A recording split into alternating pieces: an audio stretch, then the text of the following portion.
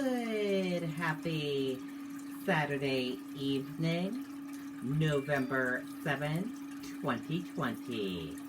I'm Riley King, and welcome to this special broadcast right here on the Riley King Network of your President-elect Joe Biden and Vice President-elect Kamala Harris.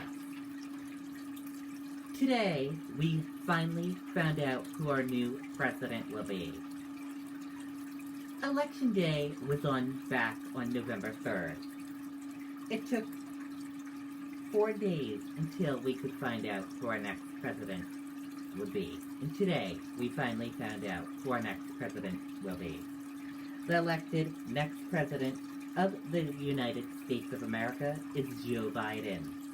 Kamala Harris, set to make history as the first woman of color to be VP. Joe Biden will become the 46th president on January 20th when he gets inaugurated into the White House. Let's begin this special broadcast right now, right here on the Riley King Network. Let's go over to the political set right now.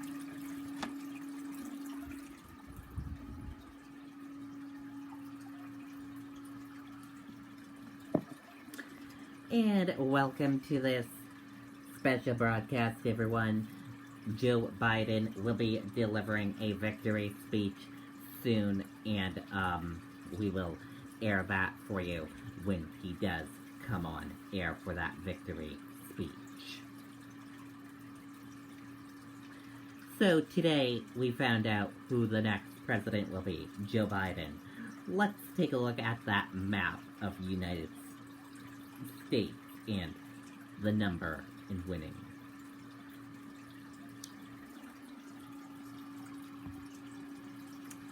And as you can see, this is the map of the United States, as you can all see. Joe Biden got 279 votes. Donald Trump only has 214 votes. To win, you needed 270 to win the presidency. Joe Biden passed that number and got 279. As you can see, the map here, blue are the states that Joe Biden won, and the red are the states that Donald Trump won. In Maine and in Nebraska, it's a split. Joe Biden won some parts of it, and Donald Trump won some parts of it. So, as we told you, Joe Biden will be speaking soon. Let's take a look at this news report. Joe Biden set to become the next president. Let's listen to this report.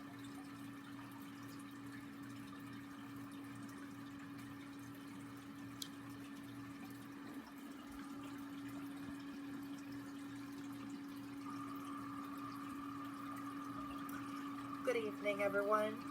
I'm Riley King, and welcome to my evening news report right here on the Riley King Network. Let's begin. Joe Biden set to become next president. ABC News can characterize Joe Biden as the apparent winner in Pennsylvania, a win that makes him president-elect. Based on these numbers and those in other states, Joe Biden will be the next president of the United States. ABC News was able to characterize Biden as the apparent winner of Pennsylvania after the state, as of 11:35 a.m., put Biden ahead with 49.6%, 3,345,724 votes over Trump's 49.1%, 3,311,310 votes. Biden was at home with his family when he learned of the news. A Biden aide told ABC News Biden is expected to address the nation Saturday night. Biden said in a statement Saturday, "I am honored and humbled by the trust the American people have placed me in and in Vice President-elect Harris. In the face of unprecedented obstructions, a record number of Americans voted, proving once again that democracy beats deep in the heart of America. With the campaign over, it's time to put the anger and the harsh rhetoric behind us and come together as a nation. It's time for America to unite and to heal. We are the United States of America, and there's nothing we can't do if we do it together." Saturday marks 48 years to the day that Biden was elected in his first Senate race. Biden, then 29 years old, won his first Senate election on November 7, 1972. For the first time in history, the first and second in line to presidency will be woman Senator Kamala Harris as Vice President, followed by House Speaker Nancy Pelosi. Harris tweeted a video showing her on the phone with Biden. "We did it, Joe," she said. "You're going to be the next president of the United States." Let's take a look at that video.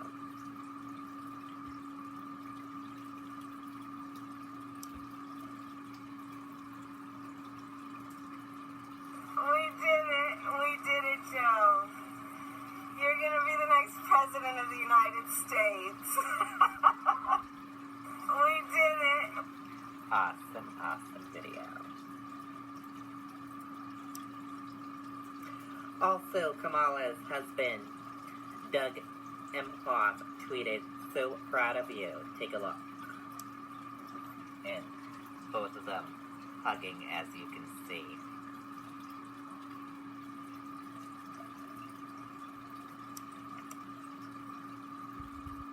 Harris spoke on the phone Saturday with former President Barack Obama and former Secretary of State Hillary Clinton and House Speaker Nancy Pelosi.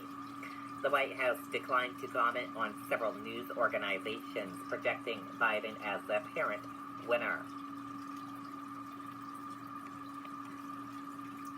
And that does it for this evening news report right here on the Riley King Network. Thank you for watching this evening news report. Have a wonderful rest of your evening.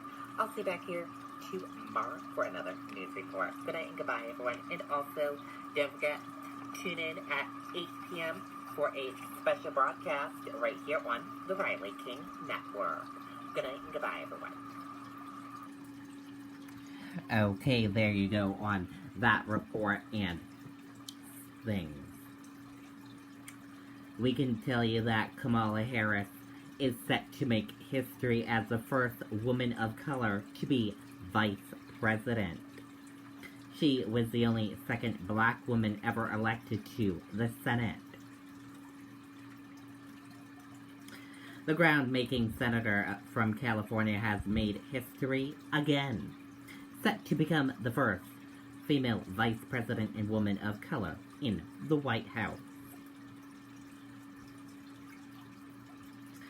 Harris, 56, the daughter of immigrants, is expected to win the contest for her second highest office after Joe Biden became the apparent winner in a crucial battleground state of Pennsylvania, putting him over the threshold of 270 electoral votes needed to win the presidency.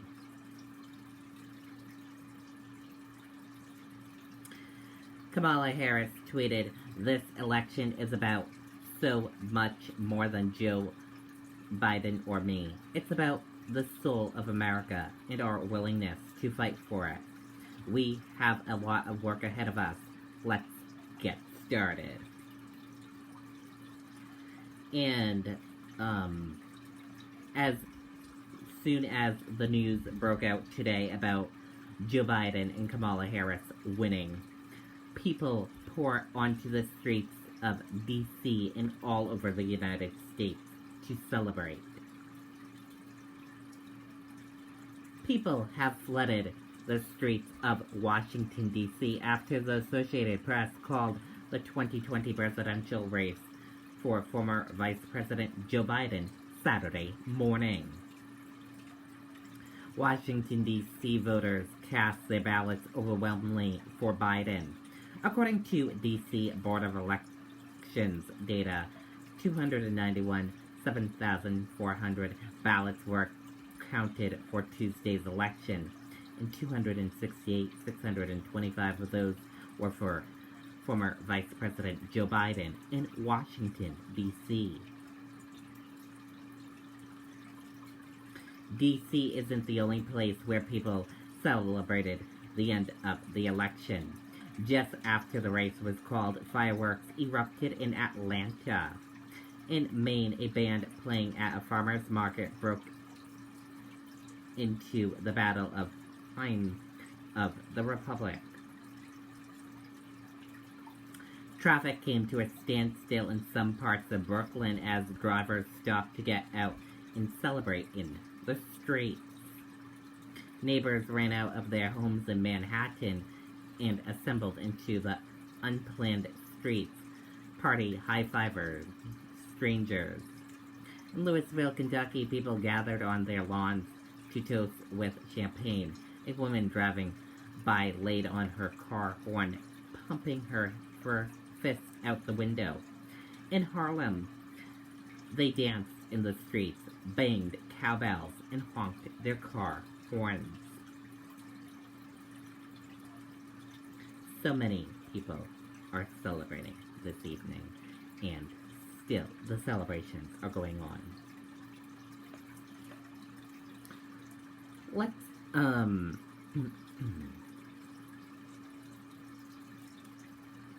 take a look at,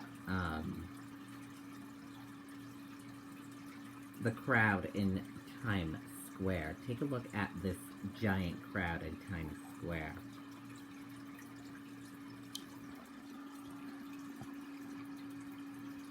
As you can see, people are all over Times Square celebrating this election in this race of President Joe Biden and Kamala Harris winning.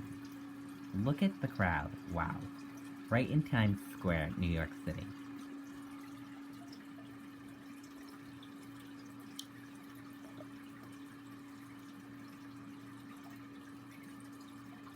Very, very cool.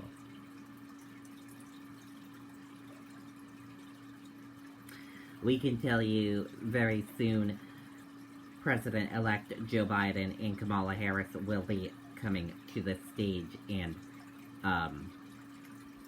speaking to the people this evening.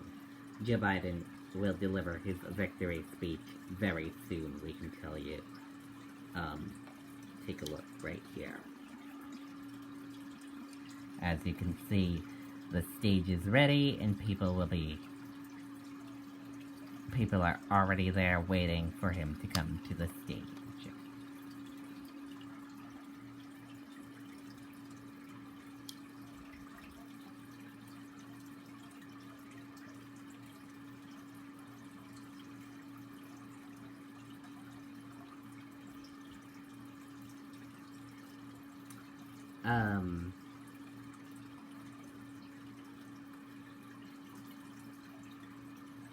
Let's take a look at some ABC News coverage right now. Let's listen into some of that. They're not really listening to what Donald Trump is saying and not saying. In other words, conceding. But he said, this is democracy at work. It is democracy at work, and that's what we're seeing. And hopefully the next few years won't be quite as exhausting. Here she comes, Vice President Kamala Harris.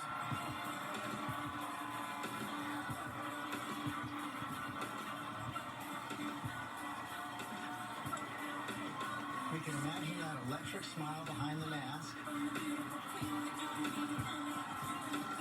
She's going to savor this moment.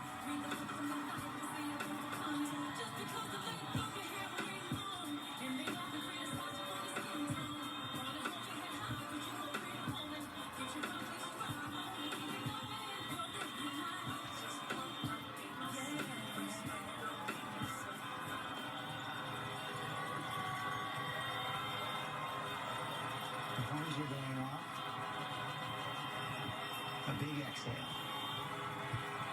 Good evening. Good evening. Good evening. Good evening. Thank you. Thank you. Good evening. So, thank you. Good evening. So, Congressman John Lewis, before his passing, wrote, "Democracy is not a state, it is an act." And what he meant was that America's democracy is not guaranteed. It is only as strong as our willingness to fight for it.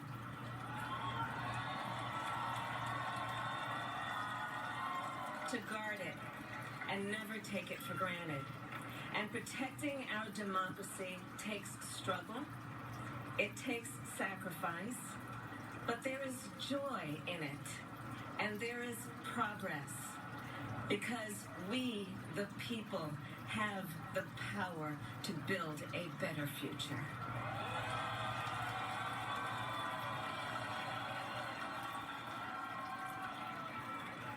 And when our very democracy was on the ballot in this election, with the very soul of America at stake, and the world watching, you ushered in a new day for America.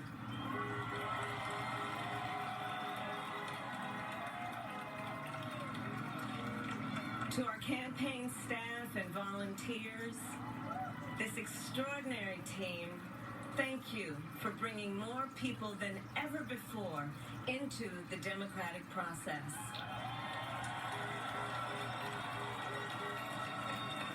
And for making this victory possible.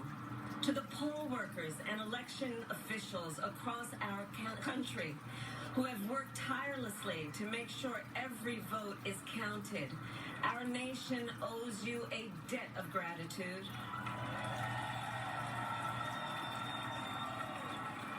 You have protected the integrity of our democracy.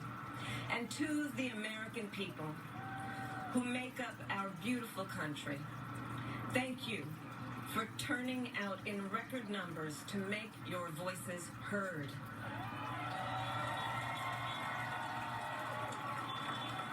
And I know times have been challenging, especially the last several months.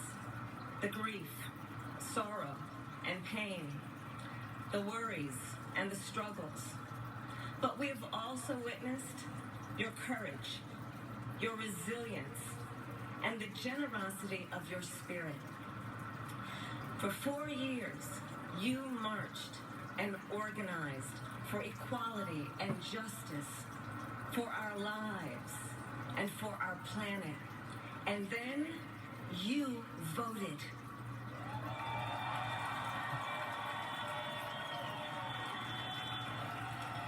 And you delivered a clear message.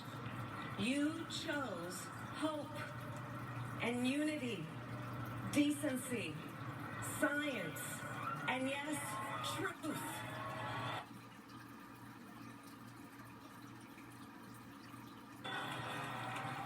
You chose Joe Biden as the next president of the United States of America.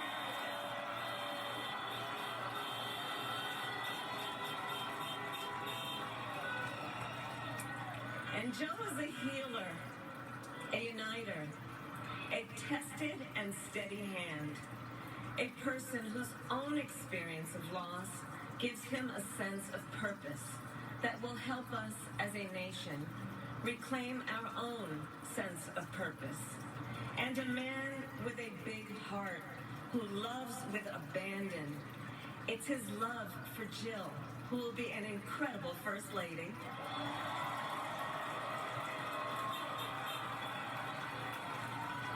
It's his love for Hunter and Ashley and his grandchildren and the entire Biden family.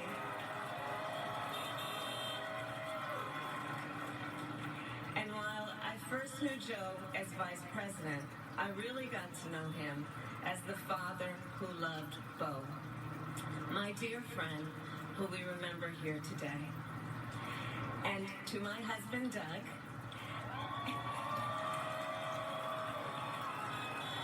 and our children, Cole and Ella, and my sister Maya, and our whole family, I love you all more than I can ever express.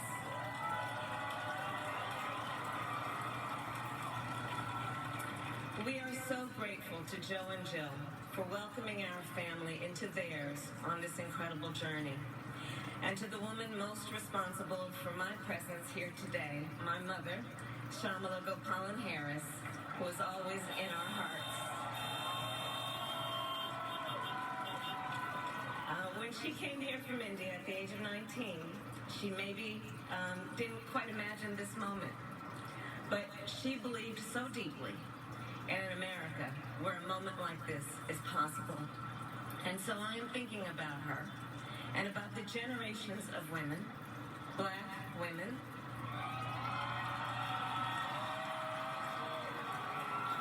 Asian, white, Latina, Native American women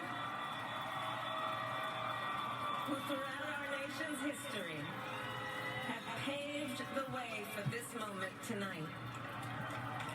Women who fought and sacrificed so much for equality and liberty and justice for all, including the Black women who are too often overlooked, but so often prove they are the backbone of our democracy.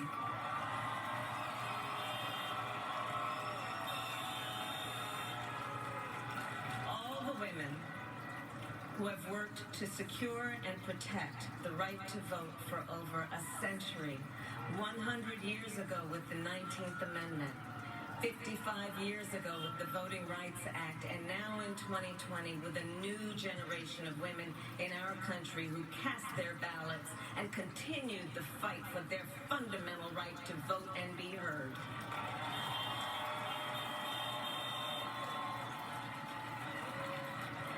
Tonight I reflect on their struggle, their determination, and the strength of their vision to see what can be unburdened by what has been. And I stand on their shoulders. And what a testament it is to Joe's character that he had the audacity to break one of the most substantial barriers that exists in our country and select a woman as his vice president.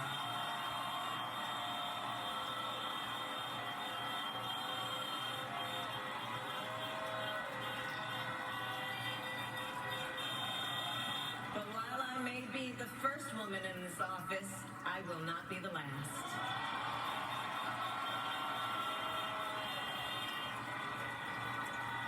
Because every little girl watching tonight sees that this is a country of possibilities. And to the children of our country, regardless of your gender, our country has sent you a clear message. Dream with ambition. Lead with conviction. And see yourselves in a way that others may not, simply because they've never seen it before. But know that we will applaud you every step of the way.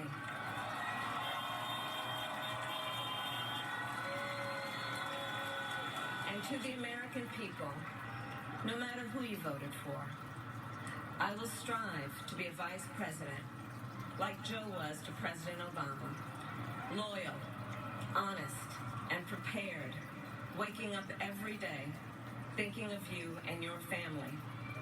Because now is when the real work begins. The hard work, the necessary work, the good work, the essential work to save lives and beat this epidemic, to rebuild our economy so it works for working people, to root out systemic racism in our justice system and society, to combat the climate crisis, to unite our country and heal the soul of our nation.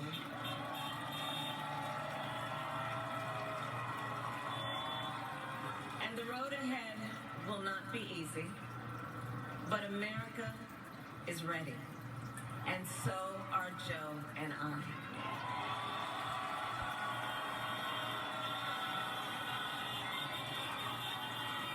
We have elected a president who represents the best in us. A leader the world will respect and our children will look up to. A commander-in-chief who will respect our troops and keep our country safe. And a president for all Americans.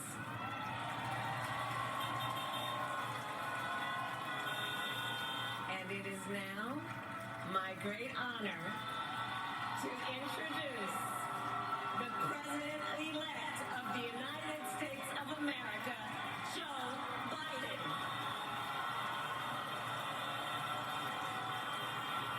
And there he is, bounding onto the stage. Just a few weeks short of 78 years old, determined not to show it right now, feeling this moment. Joseph Robinette Biden Jr., who will be the 46th President of the United States. Fist bump for these times. Joe Biden and Kamala Harris first brought together by Joe Biden's late son, Beau, who was Attorney General of Delaware. Kamala Harris served as Attorney General of California. They worked together.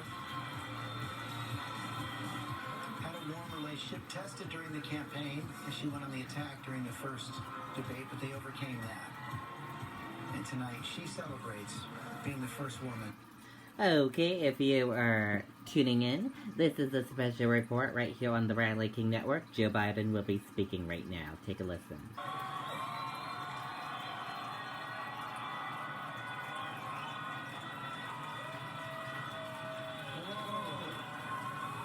My fellow Americans, and the people who brought me the dance, Delawareans. I see my buddy Senator Tom Carper down there, and I think Senator Coons is there, and I think the governor's around. And is that Ruth Ann? And that former Governor Ruth Ann Minner. Most importantly, my sisters-in-law, my sister Valerie. Anyway. Folks, the people of this nation have spoken. They've delivered us a clear victory, a convincing victory, a victory for we the people. We've won with the most votes ever cast on a presidential ticket in the history of the nation. 74 million.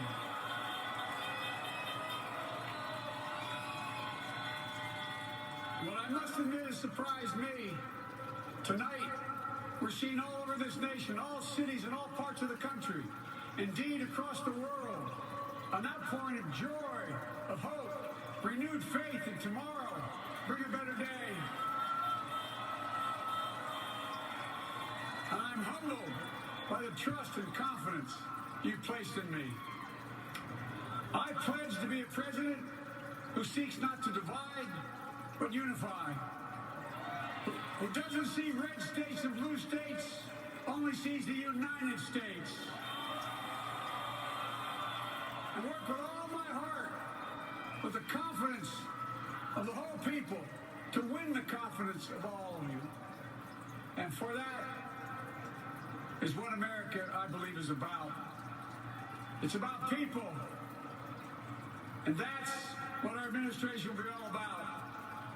I sought this office to restore the soul of America, to rebuild the backbone of this nation, the middle class, and to make America respected around the world again.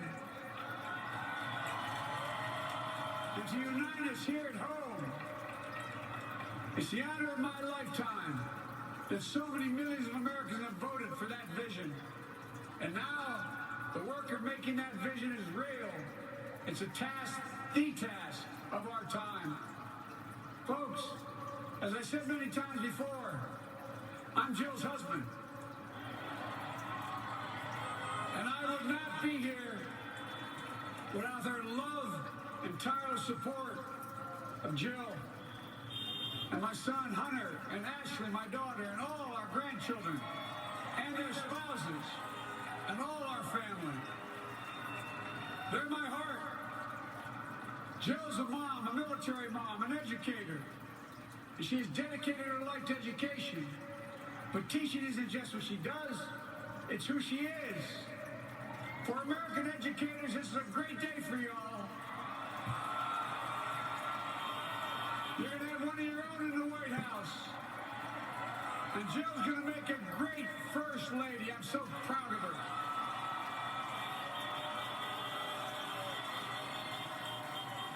I'll have the honor of serving with the fantastic Vice President you just heard from, Kamala Harris.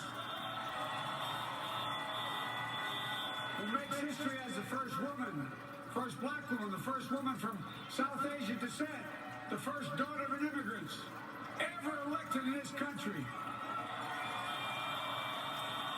Don't tell me it's not possible in the United States. It's long overdue. And we're reminded tonight of those who fought so hard for so many years to make this happen. But once again, America's bent the arc of the moral universe more toward justice. Kamala, Doug, like it or not, your family. You become an honorary Biden, there's no way out. For all those of you who volunteered and worked the polls in the middle of this pandemic, local elected officials, you deserve a special thanks from the entire nation. And to my campaign team and all the volunteers, and all who gave so much of themselves to make this moment possible, I owe you. I owe you. I owe you everything. And all those who supported us, I'm proud of the campaign we built and ran. I'm proud of the coalition we put together. The broadest and most diverse coalition in history. Democrats, Republicans, Independents, progressives, moderates, conservatives, young, old, urban, suburban, rural, gay, straight, transgender, white, Latino, Asian, Native American. I mean it, especially those moments, and especially those moments when this campaign was at its lowest ebb. The African American community stood up again for me. You've always had my back, and I'll have yours. I said at the outset, I wanted to represent this campaign to represent and look like America. We've done that. Now that's what I want the administration to look like and act like. For all those of you who voted for President Trump, I understand the disappointment tonight. I've lost a couple times myself. But now, let's give each other a chance. It's time to put away the harsh rhetoric, lower the temperature, see each other again, listen to each other again. And to make progress, we have to stop treating our opponents as our enemies. They are not our enemies. They are Americans. They're Americans. The Bible tells us, to everything there is a season, a time to build, a time to reap and a time to sow, and a time to heal. This is the time to heal in America.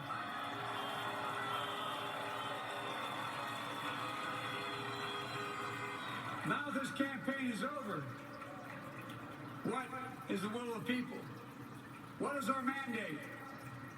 I believe it's this. America has called upon us to marshal the forces of decency, the forces of fairness, to marshal the forces of science, and the forces of hope in the great battles of our time. The battle to control the virus, the battle to build prosperity, the battle to secure your family's health care, the battle to achieve racial justice and root out systemic racism in this country. And the battle to save our planet by getting climate under control. The battle to restore decency, defend democracy, and give everybody in this country a fair shot. That's all they're asking for, a fair shot. Folks, our work begins with getting COVID under control. We cannot repair the economy, restore our vitality, or relish life's most precious moments, hugging our grandchildren, our children, our birthdays, weddings, graduations, all the moments that matter most to us until we get it under control. On Monday, I will name a group of leading scientists and experts as transition advisors to help take the Biden-Harris COVID plan and convert it into an action blueprint that will start on January the 20th, 2021.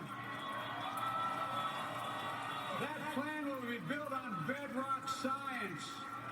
It will be constructed out of compassion, empathy, and concern. I will spare no effort, none, or any commitment to turn around this pandemic. Folks, I'm a proud Democrat, but I will govern as an American president. I'll work as hard for those who didn't vote for me as those who did. Let this grim era of demonization in America begin to end here and now.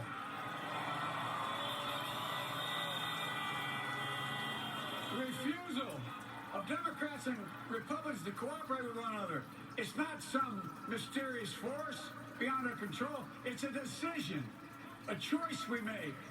And if we can decide not to cooperate, then we can decide to cooperate. And I believe that this is part of the mandate given to us from the American people. They want us to cooperate in their interest. And that's the choice I'll make. And I'll call on Congress, Democrats and Republicans alike, to make that choice with me. The American story is about slow yet steadily widening the opportunities in America.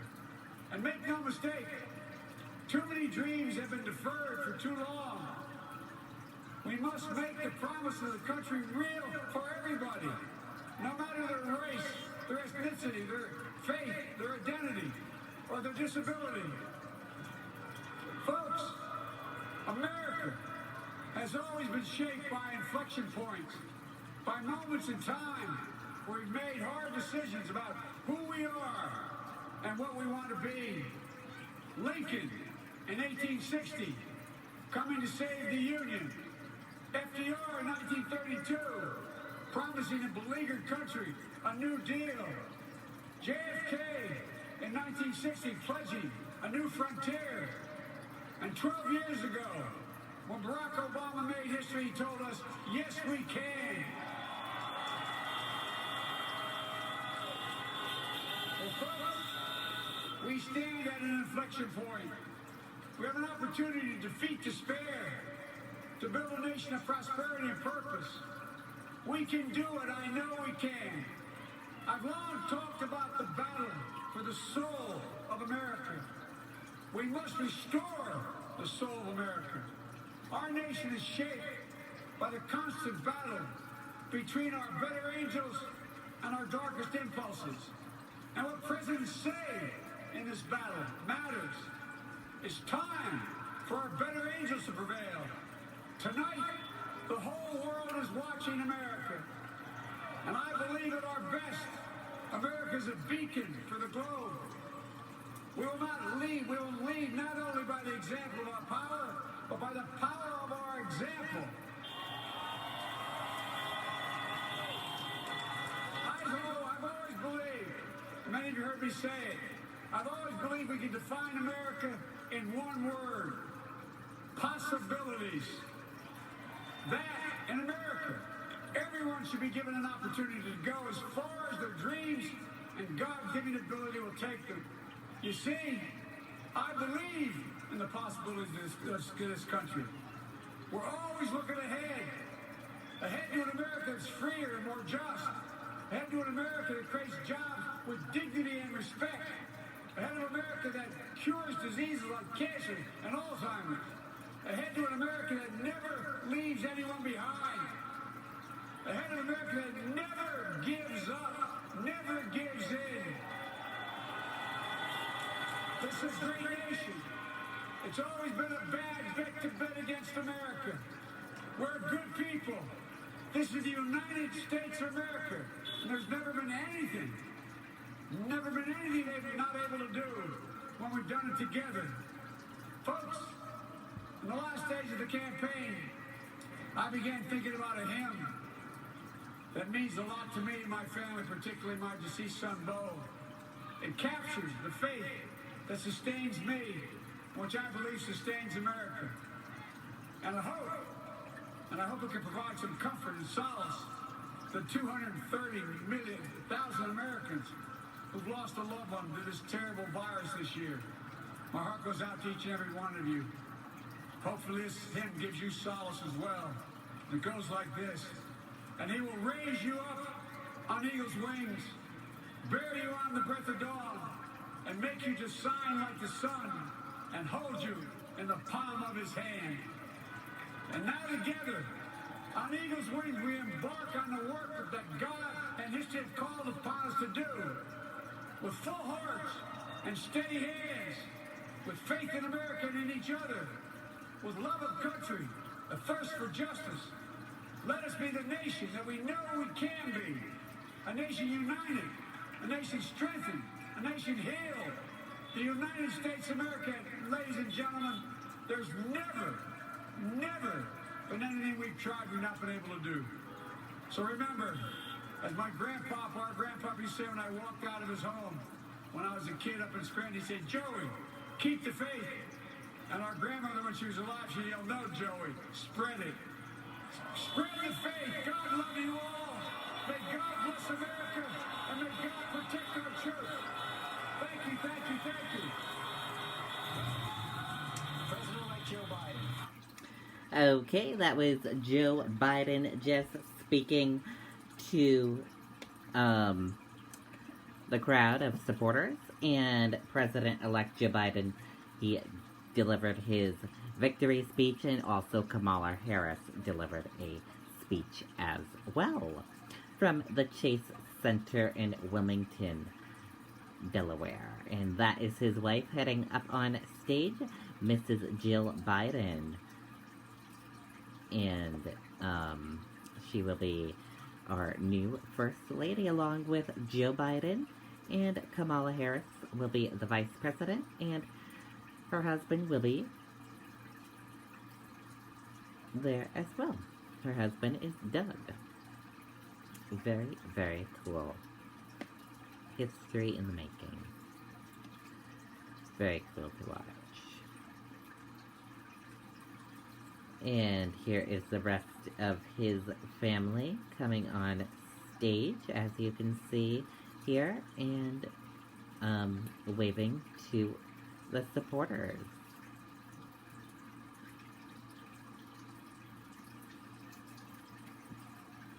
Very, very awesome.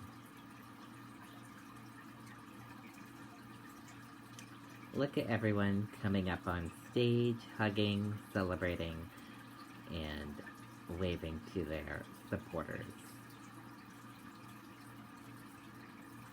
The vibe. And here comes Kamala Harris and her husband coming up on stage as well, also waving to the supporters as well, as you can see. They both delivered excellent speeches this evening. Joe Biden will become the 46th president and will get inaugurated on January 20th, 2021. And I believe, let's see on the calendar what day that is. Let's see. That is on a Wednesday this year. Cool, cool, cool. All exciting things happening in the United States. Very, very cool. American people tonight, and what an extraordinary moment tonight for Joe Biden, George. He turned 78 years old in just a couple of weeks. This is a man.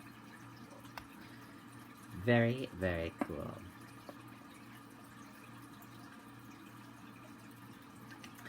And that's gonna wrap it up for this special broadcast right here on the Riley King Network. Thank you for watching this special broadcast on the Riley King Network.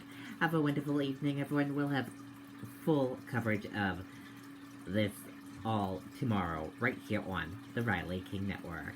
Have a wonderful evening. Thank you for watching this special coverage. Good night and goodbye, everyone.